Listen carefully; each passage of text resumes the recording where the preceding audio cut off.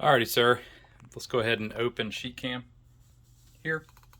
All right, so it's going to pop up. All right, so we've got this screen here. Now go to Options at the top. Oh, dang thing wants to update. Do ask me later or whatever if it asks you.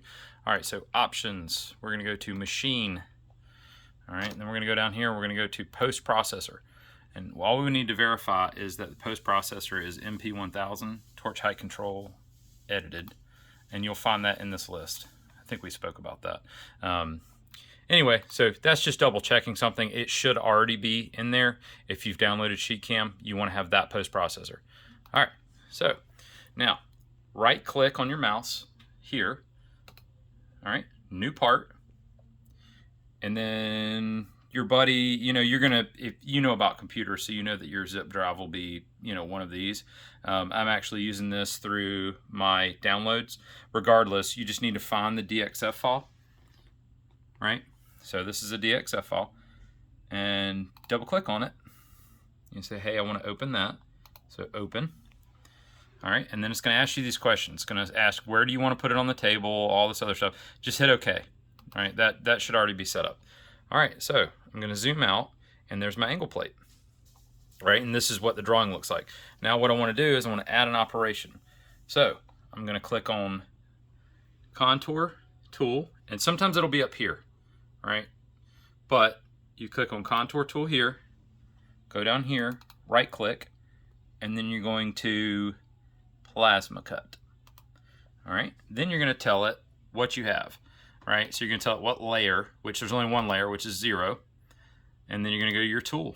And you're going to pick out whichever tool. So it's a 065. Now that's that sheet that I gave you that gives you all the specifications on what you're cutting. Right, and you can name these tools, 1/8 inch. So I'm going to, select this 0.068 in kerf. And then if you click on these 3 dots, you'll actually see where you can change that. And you've actually got that chart. Right, so you just hit OK. But that's how you can do that. So 50 inches a minute, blah, blah, blah. Okay, perfect. So hit OK. Boom. So now what it's ready to do is it's ready to cut this part. All right, so there's your lead in, there's your lead out. You can actually change that. Remember, so if you go in here, you click on that, you got your lead in, your lead out is your arc. You can actually turn those off or on, or you can make them bigger, right? So we're gonna leave them alone for now. And like I said, you can also go to your start point there, and you can move your start point around. So if you don't like where it's trying to start, see, you move it around. And sometimes that helps when you're nesting parts and the damn start is right on another part. So just move that around if you want to. So then you go back to, because these are all different selectors, all different tools. So go back to your contour. Okay, that looks good. And that's a 53-degree angle plate that we're using in the shop right now. So go up here, go to Save G-code, right? And then what it's going to do is it's going to save it as a .tap file in a 53. So then what I want to do is I want to hit save. Okay, and then it's telling me that it's saved. It put an outside offset T4 tool, post-processing completed, right?